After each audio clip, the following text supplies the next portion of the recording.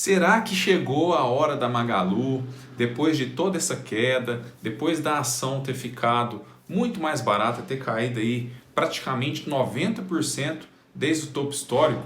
Vamos falar um pouco sobre ela, vantagens, desvantagens, o que tem acontecido, por que teve toda essa queda.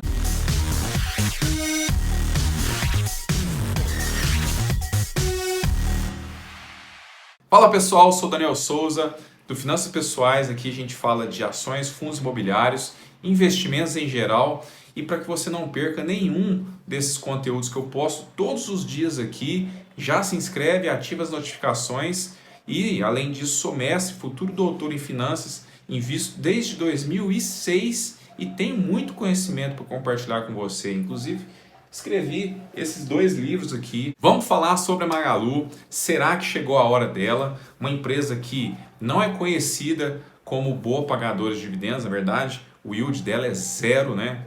E ela tem oscilado entre lucro e prejuízo. Na verdade, a Magalu ela foi fundada no interior de São Paulo, uma empresa do setor de varejo, com lojas físicas, com eletrodomésticos, e aí ela começou a passar por uma transformação digital por volta aí de 2015, 2016, ela fez esse turnaround. A gestão começou a pensar que essa empresa teria uma base forte de tecnologia, começou a investir nisso e fez com que os pontos de venda, as lojas físicas, fossem intermediários de distribuição e o foco começou a ser dado na parte de tecnologia, aplicativos. Ela começou a adquirir outros tipos de negócio também, né, como estante virtual, site de venda de livros. Foi diversificando. O Kabum, que foi um site varejista também de suprimentos de informática, e foi diversificando, fez até ali a Luiza Labs, que é uma fábrica de software própria para isso. Ela inclusive comprou uma empresa aqui da minha cidade, Uberlândia, Minas, onde ela tem esse foco em desenvolvimento de softwares. Então a Magalu, ela ficou muito aí na moda, né, a partir de 2019 principalmente, e ela não parava de subir. Naquela ocasião eu já fui observando esse movimento, fui vendo que o preço dela começou a ficar muito longe do valor patrimonial que ela tinha, né, nem se fala, mas também um valuation muito esticado. Só que naquele movimento, naquela ânsia por lucros, né, um movimento bull market, onde todo mundo compra e muita gente sem olhar preço, veio, né, 2020, toda a crise que a gente sabe aí, e mesmo assim ela continua indo bem. Ela teve um certo recuo, né, ali, principalmente em março e abril, como praticamente o mercado todo, né, toda a incerteza que teve naquele momento. E aí, o que aconteceu depois foi que ela só subiu, só por conta do fechamento dos comércios. Ela, como já estava preparada aí para transformação digital, ela começou a fazer as vendas online, né? O governo começou a dar dinheiro na mão da população com os auxílios, e aí isso foi usado também ali para compras no varejo, que se estendeu até 2021. Foi quando, no início do ano, eu gravei um vídeo, né? Todo o movimento ainda não tinha começado. Eu gravei um vídeo falando por que eu não tinha ações da WEG, da Magalu, desse tipo de empresa. Tá? Vou colocar até esse vídeo aqui para você assistir. Tá? Não falei isso depois que o movimento aconteceu, não. Tá? Eu falei isso de por que eu não tinha isso na minha carteira e expliquei o motivo, né? Realmente do valuation muito esticado. Eu tenho a filosofia de investimentos de quem compra empresas com valuation atrativo, empresas boas, lucrativas, tá? E a Magalu tem um histórico aí que oscila entre lucros e prejuízos. A gente sabe disso. Na verdade, ela esteve à beira da falência, né, nessa década aí de 2015, 2016. Assim como a Via Varejo, que é do mesmo setor, ela, na verdade, ela foi salva ali por um aporte de capital grande que teve mais ou menos nessa época também.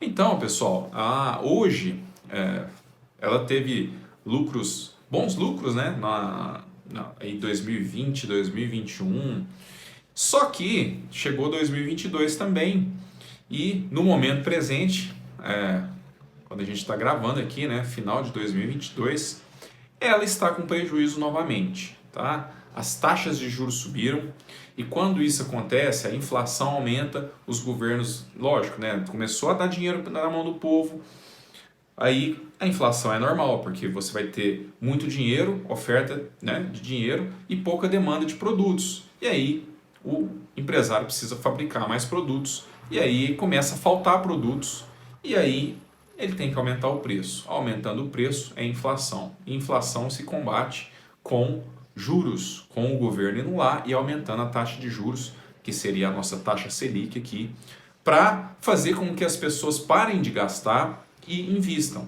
E coloquem lá na renda fixa, por exemplo. Tá? E aí os preços vão se acomodando. E aí você consegue controlar a inflação. E aí aconteceu isso, né, pessoal? E toda a festa da compra, da gastança, e também, né, os auxílios foram secando. Isso fez com que impactasse no resultado da Magalu, assim como outras varejistas também e empresas de tecnologia. Então, o valuation ele precisa ser recalculado, né, com a mudança grande desse cenário aí.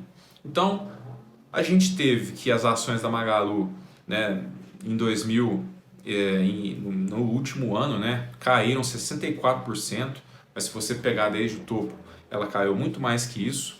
A mínima, né, foi R$ 2,13.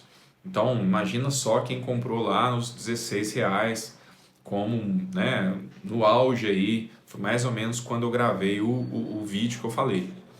A máxima foi, na verdade, R$ 14,50, 14, 15 reais por aí. E hoje ela está por volta de R$ 5,30. Tá? Ela corresponde a 0,7% de Ibovespa e está dando prejuízo, mais uma vez.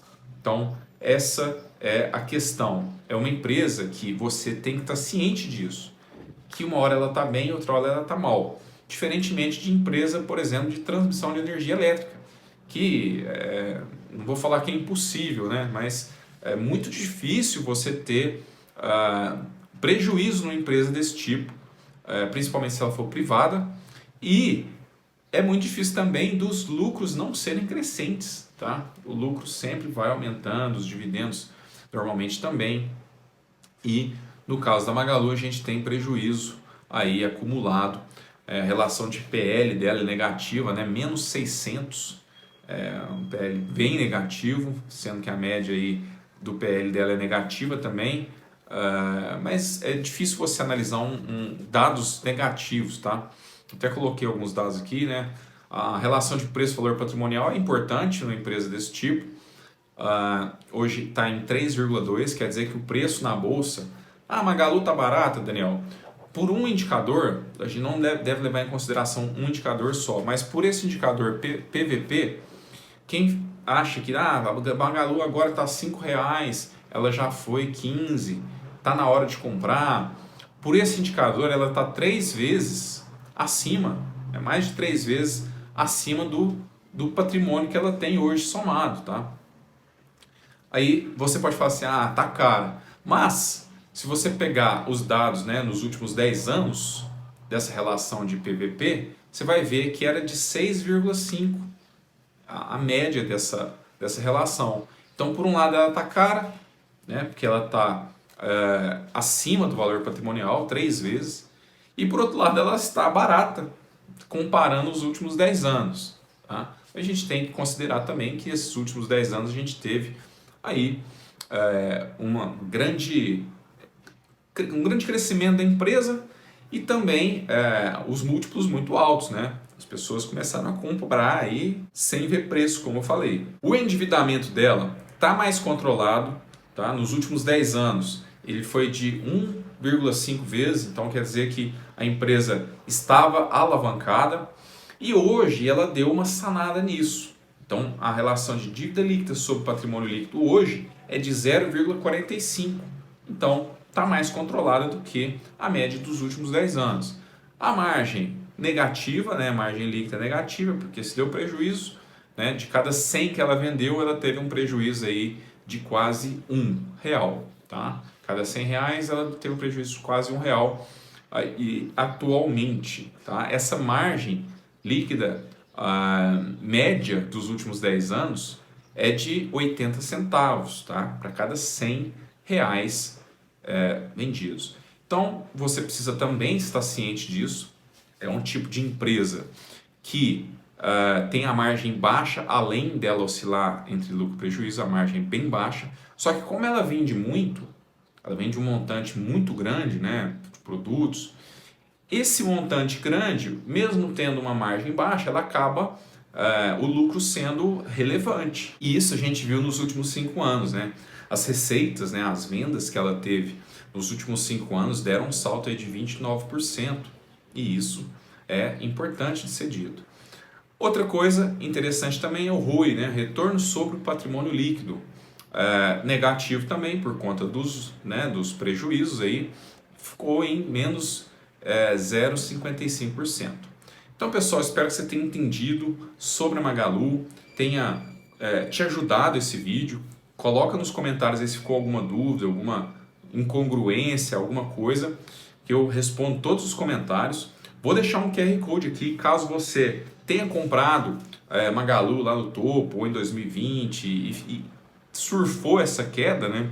Eu tenho recebido muitas pessoas no App Finanças que ficaram machucadas com isso, né? Entraram porque todo mundo estava comprando, um amigo estava comprando, tinha lido uma matéria falando bem, e aí acabou se dando mal e, na verdade, estava, né, muitos começando a investir.